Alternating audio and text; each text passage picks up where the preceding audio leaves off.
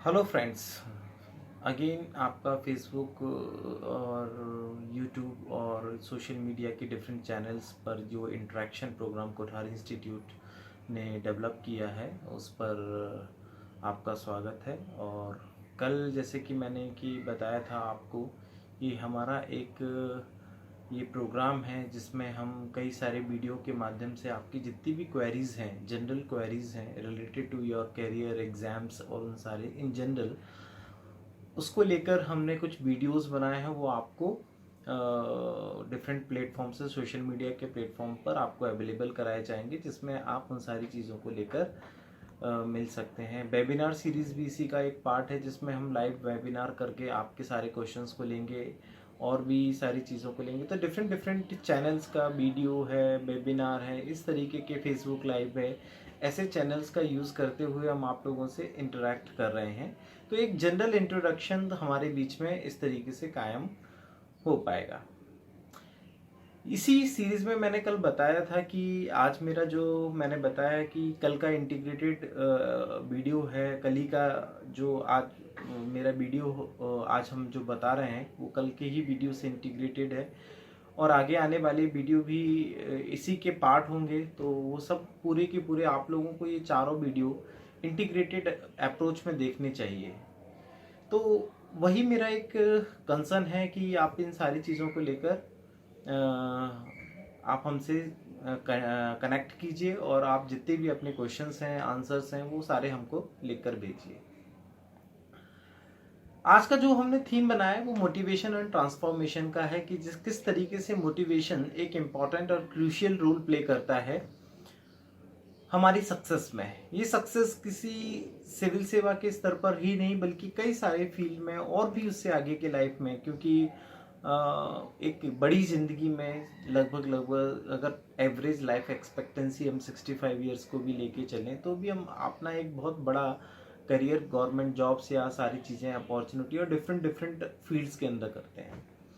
तो किसी भी व्यक्ति के सक्सेस का आकलन केवल और केवल किसी एक कॉम्पिटिटिव एग्जाम्स को क्वालिफाई करने के आधार पर नहीं किया जा सकता है। उसकी डिफरेंट डिफरेंट फील्ड में एज ए सोसाइटी में उसका क्या रोल है, उसकी फैमिली में अपना क्या रोल है, उसके स्टूडेंट्सों के बीच में अगर वो टीचर है तो उसका अपना क्या है, उसको कहाँ तक सफलता मिली है, अगर वो एक डॉक्टर है तो उसको अपने करियर में कहाँ तक सफलता मिली, कोई समाज सेवी हो सकता है, कोई राजनीतिज्ञ हो सकता है, उसको अपने इस पॉलिटिकल अप्रोच में कहाँ सक्सेस मिली है, एक आम आदमी भी हो सकता है जो बिना किसी प्रोफेशन के अपनी सारी चीज़ों को जीता है, एक संत के तौर पर, एक साधु संत के तौर पर, एक महात्मा के तौर पर भी अपने अपने डिफरेंट डिफरेंट फील्ड होती हैं और उस व्यक्ति की आकलन उस आधार पर किया जा सकता है।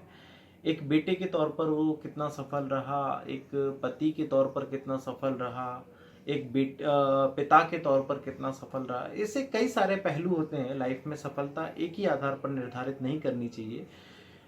तो वहाँ पर एक हर जगह पर इन सारी चीज़ों में जब व्यक्ति मल्टीपल रोल प्ले करता है अपने जीवन में, तो सक्सेस कहीं ना कहीं उसको एक कस्टमाइज फॉर्म में ही देखी जाती है, ना कि केवल एक कॉम्पिटिटिव एग्जामिनेशंस की उसमें। तो मोटिवेशंस केवल और केवल मोटिवेशन के आधार पर जाहिर सी बात है कि आप एक ओवरऑल इतनी सारी परिस्थितियों में सफल होकर आ पाए, ये थोड़ा कहना मेरे हिसाब से जस्टिफाई नहीं होगा। ये केवल आप कुछ मोटिवेशनल सक्सेस स्टोरीज को सुन लें और आप अपने आप को इस तरीके से वैल्यूएट करें कि आपने कोई पर्टिकुलर चीज़ ले ली फिर आपको, तो मुझे लगता है कि इनिशियल अपथ्रस्ट के लिए मोटिवेशन ज़रूरी होता है, लेकिन कहीं ना कहीं इस मोटिवेशन के आधार पर जो आप अपने अंदर बदलाव लाते हैं, आपके अपने एटीट्यूड में जो बदलाव आता है, जो कि सबसे इम्पॉर्टेंट पार्ट है, वो एटीट्यूड उस पर्पज़ में कितना ज़्यादा उपयोगी हो पाता है, आप उन सारी परिस्थितियों में को कितना इजीली अपने अंदर वेल एडजस्ट कर पाते हैं, वो उस तरीके के एटीट्यूड के आधार पर आप सारी चीज़ें कर लेते हैं। तो ये एटीट्यूड ही एक इम्पॉर्टेंट रोल प्ले करता है कि आप कितने लंबे समय तक आप इन सारी चीज़ों को कर पाएंगे और आपका ओवरऑल जो सक्सेस रेट है वो कितना आपके जीवन में बहुत उच्च स्तर पर आ पाएगा। जैसे मैंने बताया कि अभी एक उदाहरण हुआ था सुशांत सिंह राजपूत का, जो कि अभी काफ़ी मीडिया में छाया हुआ है। फिल्मों के जो उनकी एक्टिंग को अगर पैरामीटर बनाया जाए, तो वो एक्टिंग के पैरामीटर पर एक बहुत ही उम्दा कलाकार के रूप में उभर कर सामने आए। लेकिन भाई उनकी निजी जिंदगी और बाकी की सारी चीज़ों को अगर देखकर मिलाया जाए, तो कहीं उन्होंने जो सुसाइड कमिट किया है, वो सारी चीज़ें तो वो कहीं ना कहीं एक विचलन पैदा करती है कि वो उस चीज़ को, उस स्ट्रेस को या बाहरी जिंदगी में उसको हैंडल नहीं कर पाए। ये पशुपेश की स्थिति अमूमन तौर पर सभी जगह देखने को मिलती है, विशेष तौर पर छात्रों के बीच में। कई बार उनके एग्जाम में सक्सेस ना होने के कारण वो कई बार इस तरीके के कुछ घटनाक्रम को अंजाम दे देते हैं। कई बार कुछ और चीज़ों को लेकर भी हो जाता है। कई बार एक सफल होने के बावजूद भी मैंने कई बार देखा है, पिछले कई सालों में आपको उदाहरण मिल जाएंगे, जहाँ एक व्यक्ति आईएएस के ऑफिसर के तौर पर चुन गया है और उसके बाद में कई सारे फैमिली स्ट्रेसेस के कारण वो सुसाइड कमिट कर लेते हैं। कई सारी घटनाएं दिल्ली के अंदर भी इस तरीके की आपको पढ़ने के अंदर मिल जाती है। तो कहीं ना कहीं एक मोटिवेशन या उसके ट्रांसफॉर्मेशन का एक रोल होता है, जो आपको इंटरनली बहुत स्ट्रांग करता है। तो वही मैंने बताया कि अभी लॉकडाउन का पीरियड चल रहा है, अभी तक हमने अपने इंटरनल बिल्स को के ऊपर कोई काम नहीं किया था। अपनी व्यस्त जिंदगी में सारे चीज़ें बाहर पे रहते हैं, बच्चे पढ़ाइयों में व्यस्त रहते हैं, बुकिश पे, दूसरी चीज़ों पर डिपेंडेंसी रहती है। लेकिन कभी कभी अपने आप को नहीं देखा कि हमारे अंदर कितना चीज़ें हैं जो हम देख पा रहे हैं। अभी हम जब सोच रहे हैं इस लॉकडाउन के पीरियड में सारी चीज़ें, तो इसका एक पॉजिटिव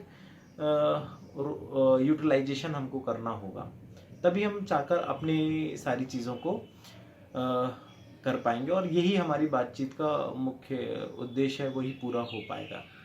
अब मैं विद्यार्थियों के संबंध में कुछ बात करना चाहता हूँ। मेरे हिसाब से पाश्चात्य संस्कृति में मोटिवेशंस को काफ़ी ज़्यादा यूटिलाइज किया जाता है, जहाँ एक थोड़ा सा इतिहास के तौर पर मैं एक उदाहरण बताता हूँ कि इसका फ्रीक्वेंट यूज़ आपको ज़्यादा से ज़्यादा इतिहास में जो देखने को मिलता है, वो लगभग इंग्लैंड के अंदर जब पहली इंडस्ट्रियल रिवॉल्यूशन आया था, तो वहाँ जब लोगों से उनका लेबर से जब उनका टाइम बढ़ाने का किया गया और एक कैपिटलिस्ट सोसाइटी इमर्ज होकर आई, उसने ज़्यादा प्रॉफिट ओरिएंटेशन पे काम करना शुरू किया। तो वहाँ एक लोगों को मोटिवेशन किया जाता था कि जब लोग थक जाते थे और उनको फिर मोटिवेट किया जाता था, तो फिर तेज़ी के साथ में और उत्पादन के और उनको बूस्ट किया जाता था, उनका उत्पादन बढ़ जाता था। तो धीरे धीरे ये कैपिटलिस्ट सोसाइटी में ये मोटिवेशन तेज़ी के साथ घूमा और दुनिया भर की इंडस्ट्रियल सोसाइटी और उसके बाद में जो एक्सपेंशन पूरी दुनिया के अंदर हुआ, उसने पूरी दुनिया के सोचने के तरीक़ों पे बदल दिया। आज ये बहुत कॉमन हो चुका है हमारे जीवन में। लेकिन कहीं ना कहीं भारतीय पद्धति में हमने मोटिवेशन को एक ट्रांसफॉर्मेशन के तौर पर लिया। जैसे उदाहरण के तौर पर मैं महात्मा बुद्ध का उदाहरण आपको देना चाहूँगा। उन्होंने अपने सब कुछ जीवन को त्यागा और बुद्ध बनने के रास्ते पर चल पड़े। एक अच्छी खासी ज़िंदगी, रॉयल फैमिली को बिलोंग करना, सारी चीज़ों की कमी नहीं थी। उसके बावजूद भी उस समय तो मोटिवेशन जैसे कुछ वो भी नहीं होते, बट वो एक इंटरनल ट्रांसफॉर्मेशन था। और ये ट्रांसफॉर्मेशन जब उन्होंने स्टार्ट किया और सीधा उनमें एक बार जब घर से निकले और वो इंटरनल ट्रांसफॉर्मेशन इतना ज़्यादा होता गया और वो धीरे धीरे एक कंप्लीट ट्रांसफॉर्मेशन स्टेज में आ गए और अपना करियर को एक उस हाइट पर जाकर ख़त्म किया। करियर तो नहीं बोलना चाहिए, भगवान के समतुल्य उनको माना जाता है, लेकिन वो अगर हम उसको एक पर्टिकुलर ह्यूमन बीइंग के तौर पर माने, जैसे कि हम इतिहास की दृष्टि में मानते हैं, क्योंकि इतिहास में भगवान शब्द और उसके चमत्कारिक प्रयोग और वो सारी चीज़ों की अलग से एक डिबेट होती है, उसको या दर्शन में हम उसको अलग मानते हैं। लेकिन एक उनको एज ए ह्यूमन बीइंग के तौर पर मानने, तो उन्होंने एक जो लोगों को मैसेज कंसोलिडेट किया अपनी लाइफ में, वो आज तक बिल्कुल पूरी तरीके से लोगों के बीच में कायम रहता है। तो वो एक ट्रांसफॉर्मेशन का बहुत ज़रूरत होता है, चाहे वो महावीर का उदाहरण ले लें, चाहे गुरु नानक देव का उदाहरण ले लें, चाहे किसी भी चीज़ में आप उसको कर लेंगे तो वो आपको है। तो वही मेरा है कि जब भी आपको काम करना है तो हमें एक मोटिवेशन हो सकता है कि इनिशियल अपथ्रस्ट हो, लेकिन आपको इंटरनल ट्रांसफॉर्मेशंस के लिए काम करना पड़ेगा। आपको अपने लक्ष्यों को निर्धारित करना पड़ेगा, उस लक्ष्य की उपयोगिता को निर्धारित करना पड़ेगा।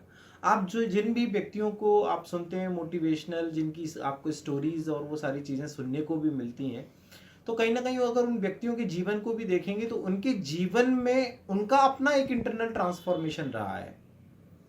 ऐसा नहीं है कि वो एक दिन में उनको मोटिवेशनल स्टोरी सुना और फिर वो काम कर गया, वो उसका एक लॉन्गिटिविटी नहीं होती उसके अंदर, कोई बहुत ज़्यादा लंबे समय तक रिटेन नहीं कर पाते। अमूमन देखा भी होगा, आप लोगों के साथ में भी होता हुआ कि कई बार जब आप कक्षाओं में पढ़ने जाते हैं या किसी और चीज़ में, तो आपको कई बार कुछ ऐसी बातें सुनने को मिलती हैं जिसके बाद में आप मोटिवेट फील करने लगते हैं, बट वो मोटिवेशन का इम्पैक्ट विद इन आवर 1 घंटे के अंदर, कुछ घंटों के अंदर या एक दिन तक लगभग जीवित रहता है, वो एक लंबे समय तक नहीं रह सकता।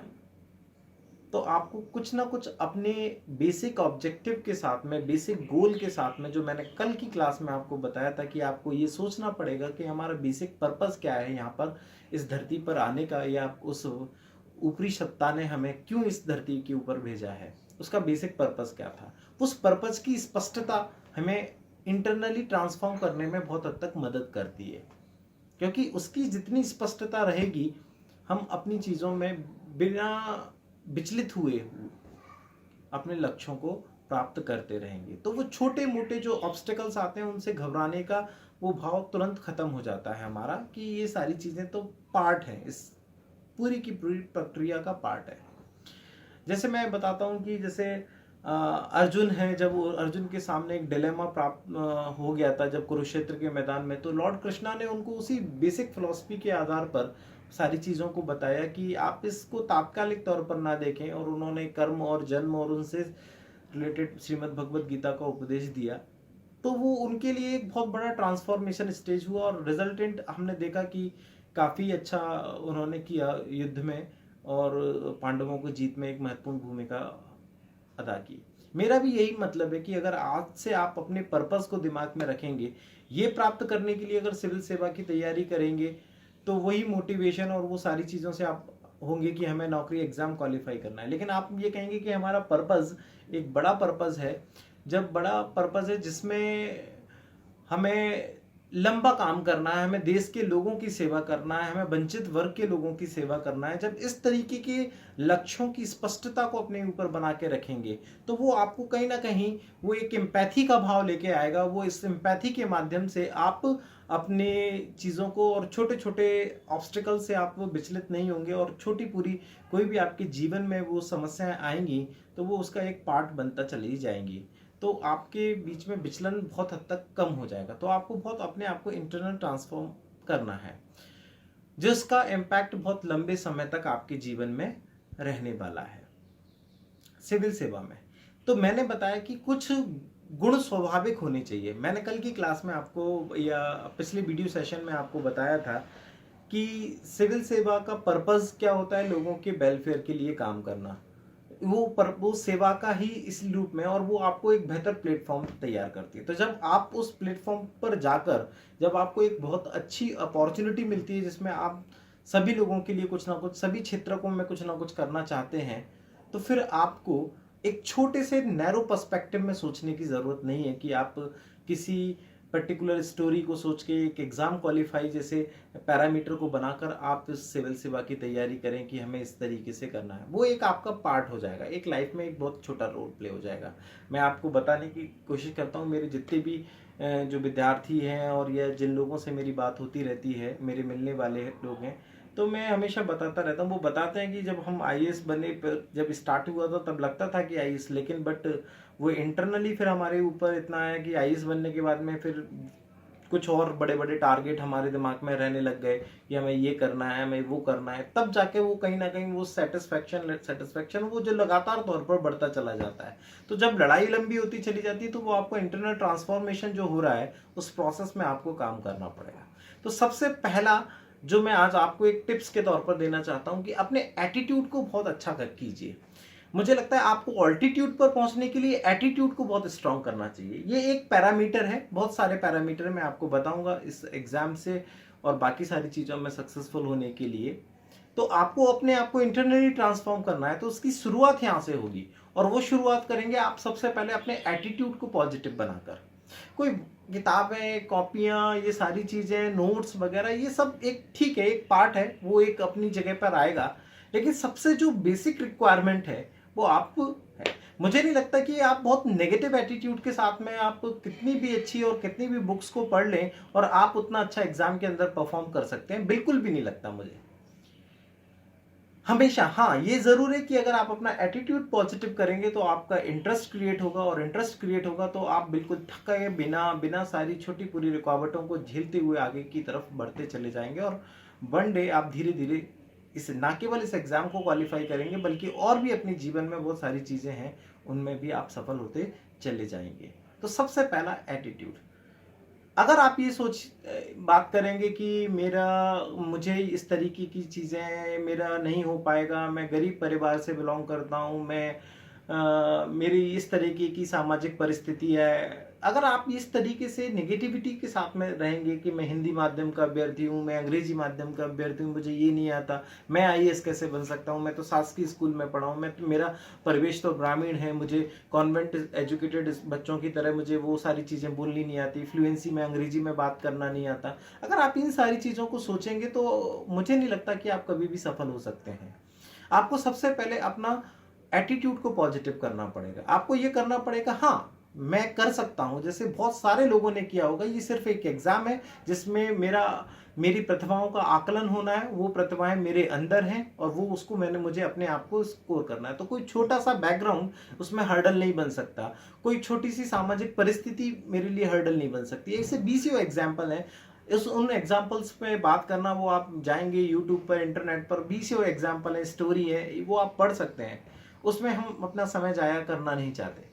तो ये एक सबसे इंपॉर्टेंट है कि आप एटीट्यूड को संभालें। इसके अलावा भी बहुत सारी स्किल्स हैं, जैसे कंटिन्यूटी को मेंटेन करना पड़ता है जीवन में। ऐसा नहीं है कि कुछ दिन करें, जब वो तभी पॉसिबल हो सकता है जब आपका सेल्फ ट्रांसफॉर्मेशन है। कई बार अमूमन देखा है कि कई कुछ दिनों तक तो बहुत उत्साह से काम कर लेते हैं, फिर उसके बाद में लगातार इन्फ्लुएंस होते रहते हैं, किसी ने कुछ एडवाइस किया, किसी ने कुछ एडवाइस किया, और हम लगातार डेविएट होते चले जाते हैं। तो वो डेविएशन भी, अगर आपके ऑब्जेक्टिव क्लियर है, गोल क्लियर है, मैंने बताया था जैसा, तो वो भी डेविएशंस भी बहुत कम आपकी लाइफ में होगा, और आप तेजी से बिना किसी उसमें करते हुए आप अपने सफलता की ऊंचाइयों को छुएंगे। तो बेसिकली जो आज टॉपिक था वो मोटिवेशनल सक्सेस स्टोरी तो था ही है, लेकिन चूंकि आप लोगों के बीच में पॉपुलर है उसको डाल दिया है। लेकिन बट इम्पॉर्टेंट है कि हमें उस मोटिवेशन से ज़्यादा इंटरनल ट्रांसफॉर्मेशन पे वर्क करना चाहिए, और ना केवल कोई एक मोटिवेशनल वीडियोस और लेक्चर्स और इन सारी चीज़ों को सुनकर आप अपने लक्ष्यों को निर्धारित कर पाएंगे। क्योंकि अल्टीमेटली